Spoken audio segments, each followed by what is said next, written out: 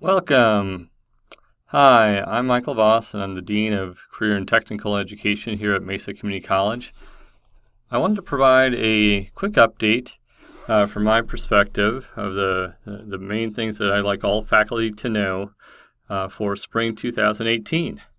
So let's get started. A similar version of this presentation has been delivered to 3 out of 4 of the departments, and if you didn't have an opportunity to attend, I just want to make sure that everyone gets a consistent message from the Dean.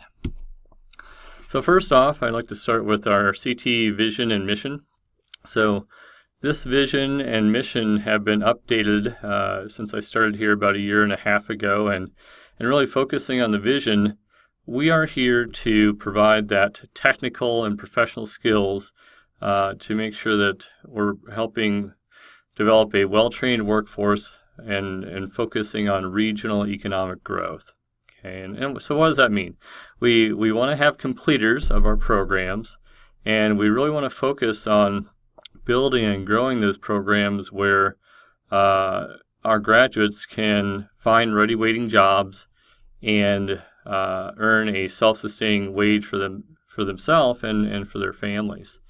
From a mission perspective, so the things that we should be thinking about doing every day is these 4 constituency groups. We want students to really rave about our programs. We want faculty leading our programs and really delivering that excellent educational experience and innovating their programs.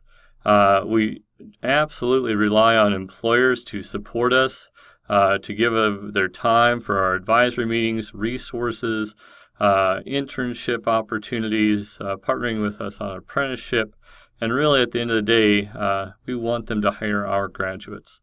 And then finally, we want to let the community know that coming to MCC is a good return on investment, especially the parents and any prospective people out there looking to improve their employment prospects. So an overview of where we're going over the next 20 or 30 minutes is right here. So we'll just get started, okay? So first off, I want to share with you the LPI 360 results. Many of you may not know it, but last spring I sent out the Leadership Practices Inventory, the LPI, as a 360 assessment to find out how I was doing at my job. The regular process by which they evaluate administrators is a little limited, so I took it upon myself to send out this survey, and I plan to do this, every year, maybe every other year, just to get some feedback. So there's a lot of questions on the survey. There's an opportunity for people to provide narrative feedback, and it really sort of follows Cousey's and Posner's leadership principles, such as modeling the way and encouraging the heart. Those of you who are familiar with that will know what those leadership principles are, but it's a widely used survey. And I sent it out to about 50 people, and I feel pretty good. 27 of them responded, so that's a 54% response rate. So it went out to all my direct reports, so all the chairs. It went out to Leah Palmer, who's was the AZMI director, and now she's transitioned into workforce. I sent it out to all the OPDs. I sent it out to some peers here at Mesa and out at district, and to my supervisor. And overwhelmingly, I got really positive feedback. It's on a 1 to 10 scale. I committed to really look at those items that scored less than 8, and they're here. So finding a way to celebrate accomplishments, that's really a challenge for me. I don't think to do that very much. I've got this Midwest work ethic, and I just come to work every day, do my job, do the best I can, and I don't think a lot about celebration, but it is something that I'm working on. One thing that I do is I do have a standing appointment with myself to write some thank you notes every couple weeks, and I think back to those things I've seen, those people who have been helpful in some way, and I sit down and send out a few thank you notes here and there to really let people know on a personal level, how their performance or just encourage them for doing a really good job. And then I also don't think, I don't do the best job at asking for feedback on what I'm doing and how that might impact other people's performance. So it's another area for improvement for me, and it's something that I'm working on. One thing that I try to do here is, if you come up to the dean's office, you won't find me in there very often, and because I hold a lot of one-on-one meetings, so I really try to address things on a one-on-one sort of way. So if there's something that you need, don't hesitate to reach out to me. I believe in in service leadership, and I'm here to serve you. And then in the narrative part, I saw some stuff on better communicating my approach to the change process. And change is always hard, and I think we're just in a culture now that we need to learn to live with and manage change as a continuous thing. What worked a couple of years ago might not work today. Software is changing very rapidly. We're getting more and more data, so I will try to do better, and I'm thinking about that. One thing I'm thinking about is trying to get some more direct communication more frequently, and I'll explain that in a little bit. And then communicating my approach for work-life balance. A lot of people perceive that the volume of work that I do, must take me, I must be working all the time, and that's truly not the case. I've gotten to the point where I'm very efficient with my time at work, and I honestly work around a 40-hour work week, barring some late evening commitments for advisories and that kind of stuff that come with the position. But for the most part, I do manage it in an 8 to 5 sort of a way, and I'm happy to share a lot of my tips and secrets for better managing your time, because at the end of the day, I do value my family greatly, and I really work to provide that sort of life for my wife and my kids. So some things I've been doing as far as communication improvements is it took a while, but first I had to really define the org chart. When I walked into this role, there just wasn't one that existed well. So if you come to my office now, you'll see that there's a very big and complex org chart. The scope of my position is roughly about the same size as 3 dean positions at my former school. We had sector-specific trades deans, so I've got the business, the trades, a little bit of healthcare, and public safety all sort of rolled into one job here. And it took a while to also build some communication channels to collect all those email distribution lists that live in the departments, and then organize them in a way that I could get communication directly out to all residentials if I wanted to, or all adjuncts, or just all of CTE faculty.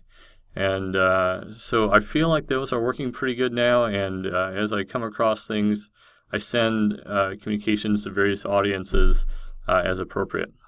Routine meetings, I'm not a huge fan of them. The ones that I have control of, I'm trying to cut those down. So this year I committed to cutting all standing meetings that I control down by 25%, and really I see that as a gift back to faculty and staff, because everyone's time is valuable, and standing meetings don't accomplish a whole bunch. Instead I try to set up one-on-one topical meetings, and so if you have any issues or if you have any insights, just reach out to me via email or contact Joy or Brianna, one of my admins, and I'd be happy to work with you on any issues individually.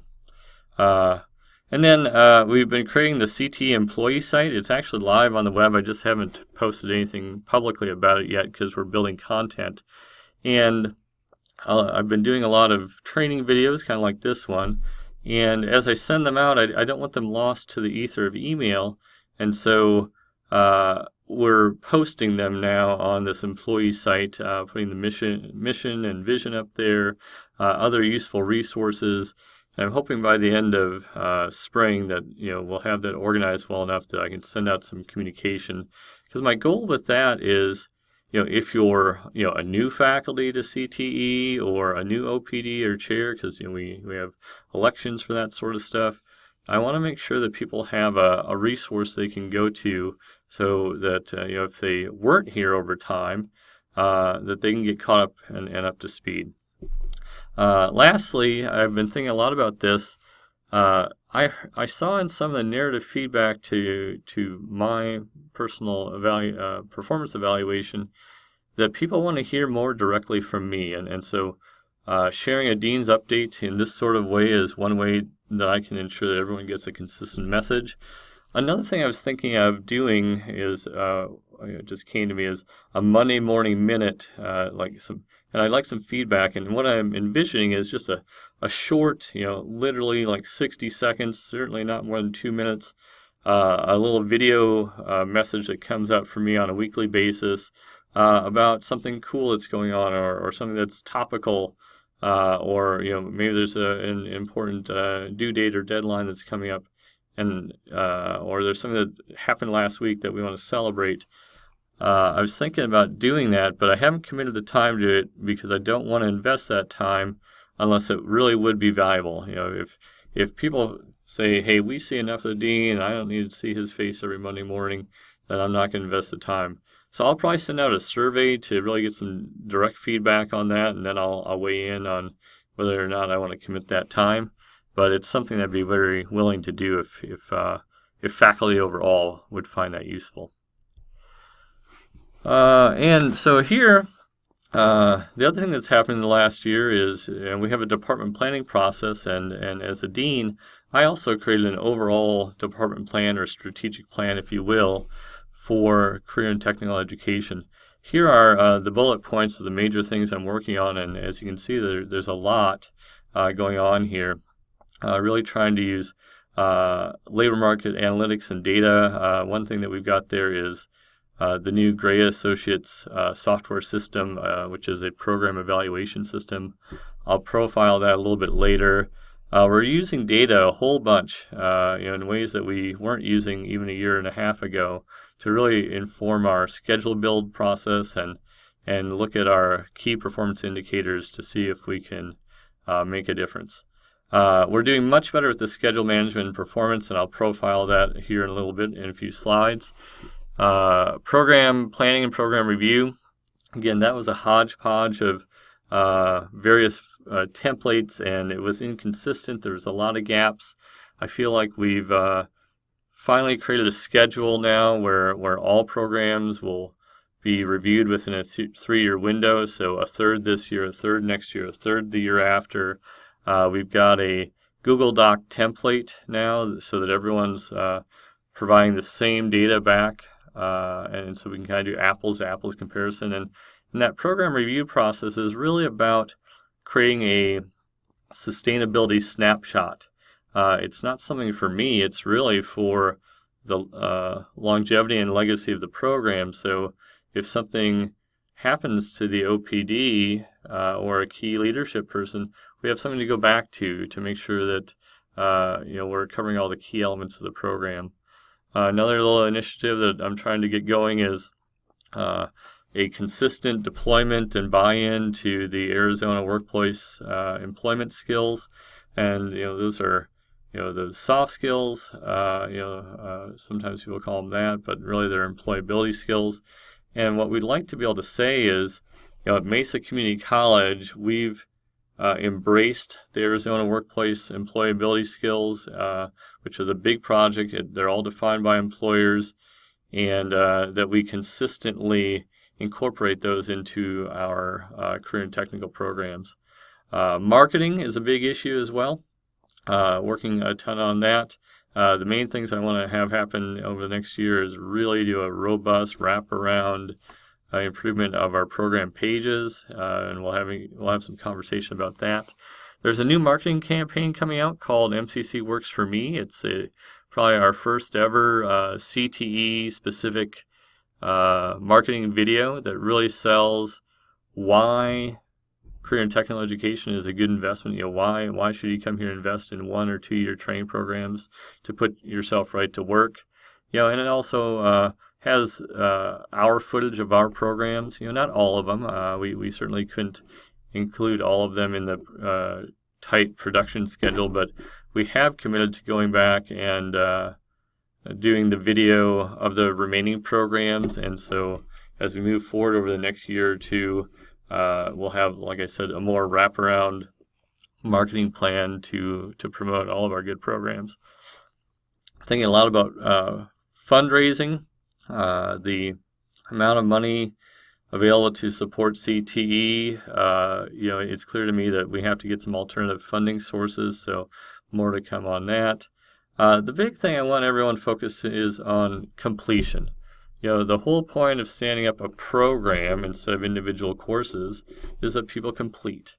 And we have an issue right now that a large, vast majority of our programs are not graduating nearly enough on an annual basis. So the benchmark we should be shooting for is for every certificate and every degree, we're really shooting for 10 or more. That's what's emerging out in the national landscape as what provides a decent return on investment for colleges and for the community. And programs that can't do that, we need to really evaluate them to see what's going on. Why aren't more students interested in this particular certificate or degree? And see, is it a student demand issue? Is it a workforce issue? Or what's going on? So a lot of different strategies here. Micro-credentials, I look at creating even more certificates and really aligning those to the industry credentials specifically without all the extra coursework. What is the bare minimum that's required to go out and earn this particular industry credential? We're looking at beefing up apprenticeship opportunities and then really looking at the National Career Pathway Framework to better align our dual credit programs with our high schools. Certainly want to support the Hispanic Serving Institution Initiative and the Guided Pathways to Success Initiative, and then also thinking a lot about how do we replace this equipment and make sure it's well maintained, because I want, when students arrive, those first impressions of our facilities and the equipment that we have to work with, it really goes a long way to market our programs. Okay, strategic planning. Just a quick reminder that the mid-year report for department plans, the little narrative, is due at the end of January. I've already sent an email out on that. Final reports for department plans are due at the end of June. If you're planning on just being totally out of here at the end of the spring semester, then by all means, report out earlier. And again, both of these are just a short narrative paragraph or so reporting out on how those 3 to 5 initiatives in that department or program plan went, and what's the current status. I did talk earlier about program review. Again, we have a standardized report template. We send out a kickoff email in September. The reports were due at the end of October. We're auditing that. And then we have a 3-year rolling schedule now. So I feel like that's going pretty good. As soon as we get all the straggler reports in, I feel confident in the next year it's going to work really nice. Grant information. We have kind of 3 grants here. The big one is Carl Perkins. We get about $170,000 a year. It works on the federal fiscal year, so it's October through September. And the intent of that is, anything that is supply and equipment, we're really supposed to procure that in the fall, have it available for use in the spring, and then report out on the impact that had by the end of that federal fiscal year.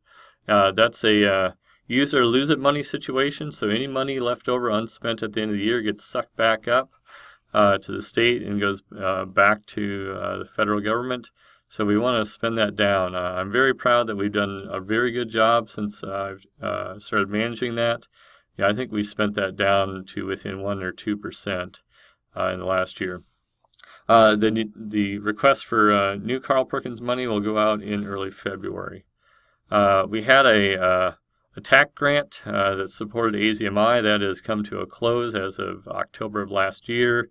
The key positions on there, we repurposed and used Prop 301 money. I found about $500,000 of rollover money that was not spent in previous years, and that will extend out those positions through close to the end of the current Prop 301 cycle, which goes through 2020, 2021.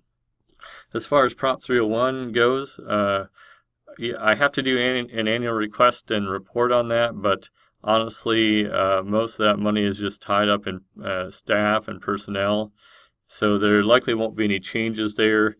We have been getting some additional money because at the state level, they've been also realizing a little surplus near the end of that Prop 301 cycle, and they've been trying to distribute that out a little bit more as well. So not a lot to do for most folks on Prop 301.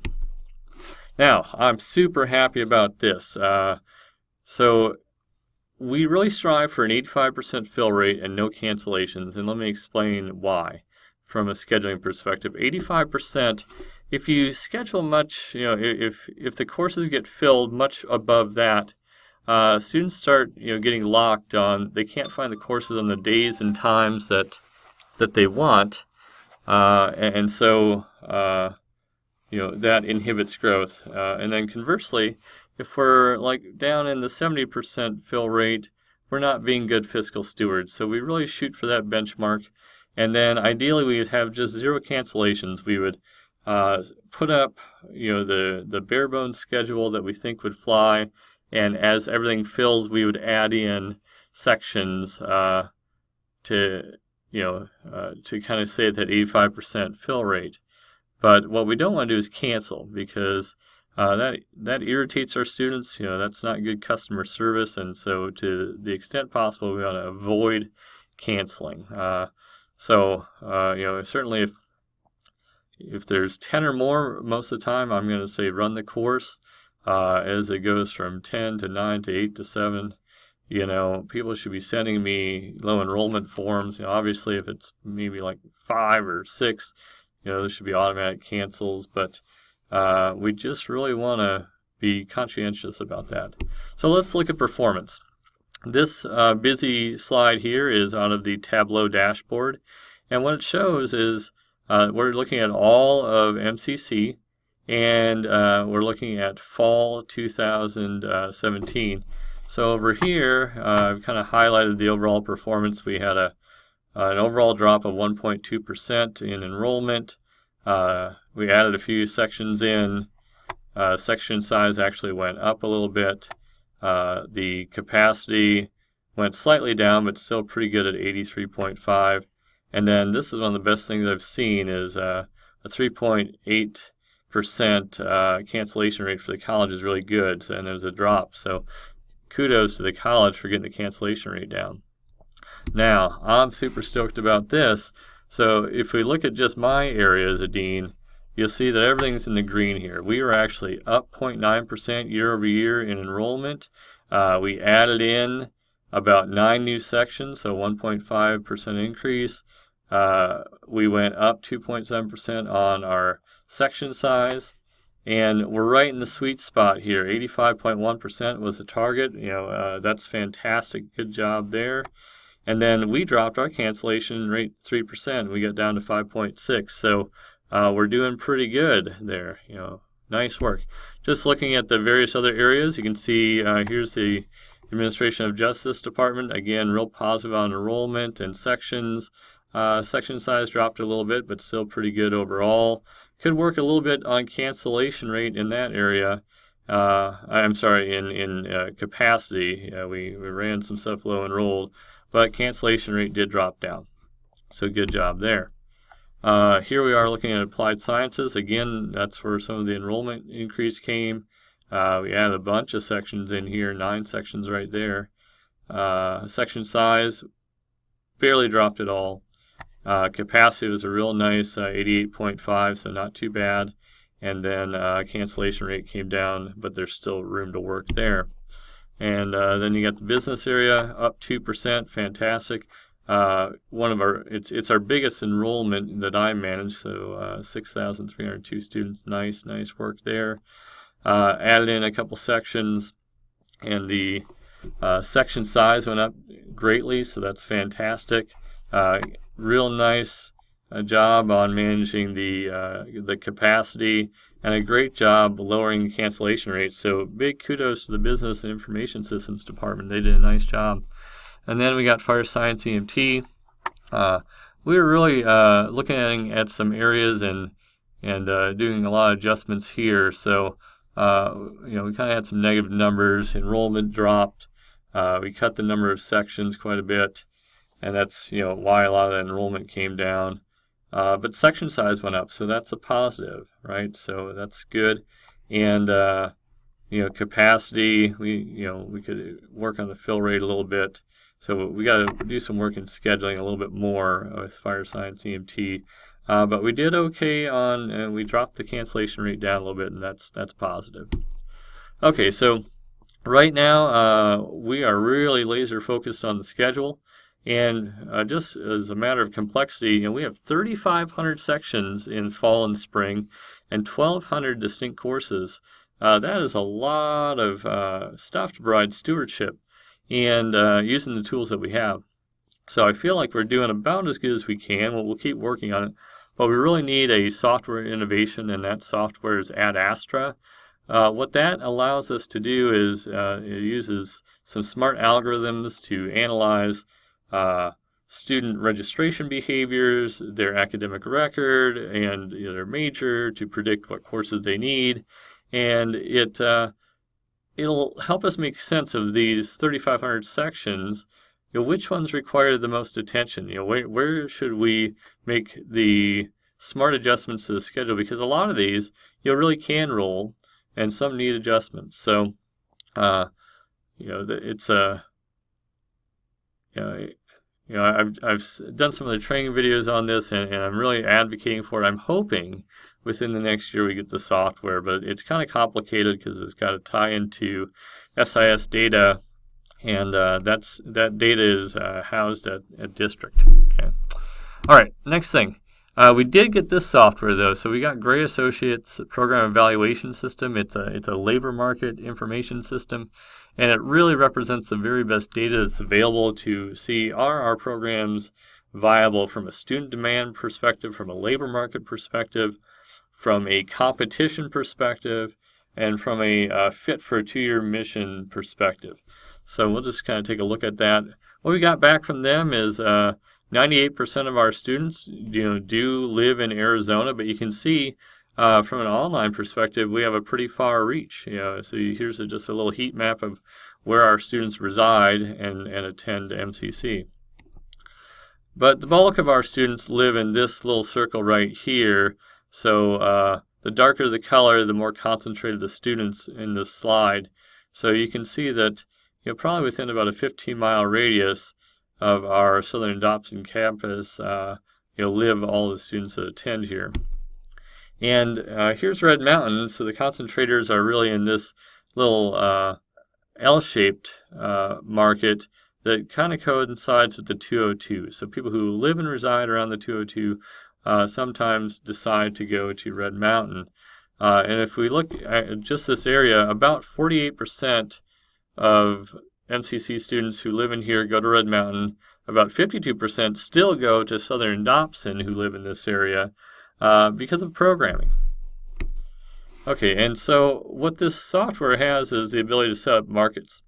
So now we can dial in markets, whether it's Southern Dobson, Red Mountain, Maricopa County, City of Mesa, Arizona, National, and really kind of see what is the strength of a particular program in that particular market.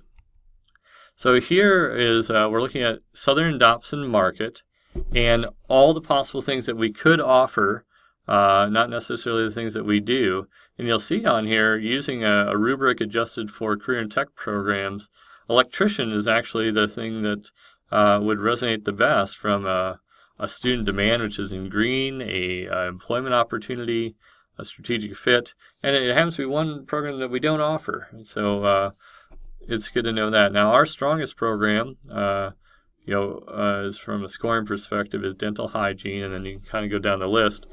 But if you look over here on the left, anything that's probably over a 33 or maybe a 23, that's in a high percentile of a good idea for us to offer. So actually everything that's on this list is a great idea for us to offer for the various reasons here. That program would probably perform well. And here's an example of a scorecard out of that system looking at dental hygiene. Again, try to make this pretty easy. When you look at this, green in the value column is good, red is not so good. So this area up here in the green category, this is all student demand things, so it gives us Google Search Analytics. We can see in the last year, 2,500 students have queried dental hygiene who live in the Southern Dobson market. So, and that's a very high number. A lot of people want to, find this program. So, and we only take in, a small number each year. So, really kind of interesting data here. We have 3 competitors in market. You can see that, from a job posting perspective, it's kind of lukewarm in the market, but there was 18 more this year than there were last year, so that's pretty good. So all in all, it's a really strong program for us. So just wrapping up here, some last things, some other things I'm working on. So as your dean, I do serve on the district transformation team, really working on the industry partnerships guiding team. Here at MCC, I've been working on SIP code and SOC code cleanup. SIP codes are the classification of instructional program. It's how we define what a program is. SOC codes are the standard occupational codes that are, that we sort of crosswalk. If you take this program, we think you'll go into this world of work, and that's where the salary data is derived. Those weren't, there wasn't as much attention on those when I got here, and so we really focused on tightening that up. Been focused on trying to figure out what to do with those academic programs, certificates, and degrees that have 2 or less graduates. And so we're working on those. We're working on a crosswalk for everything that's an industry credential that we train to. What are the exact courses that are needed to obtain that, to be qualified to either sit for that test or earn that credential. And then we'd like to make those into certificates, or micro-credentials here at Mesa. We also had a project to look at how many students have 60 or more credits and have not graduated, active students. And the number for that, if we just look at fall 2017, we had about 1,087 students at Mesa who had more than 60 credit hours and no evidence of a certificate or degree. In fact, we had one student with 214 credit hours and no certificate or degree. Now, of those 1,000, about 400 had a CTE declared major, and I've been working with the various departments to give callbacks and connect with those students to see where they're at in their studies and what we can do to get them over the finish line. Kind of within the specific departments, we've been working on a proposal for an IT institute. We're researching blockchain technology. I've been looking at the Virtual Incident Command Center from a viability perspective. We did get some money. We got $300,000 of new money to help renovate the greenhouse. We're going to match that with some other money that we have to see if we can build a new greenhouse in the next year. We got over $1 million for 3 OIO positions, really to support Apple app development and tax accounting and enrolled agent programs.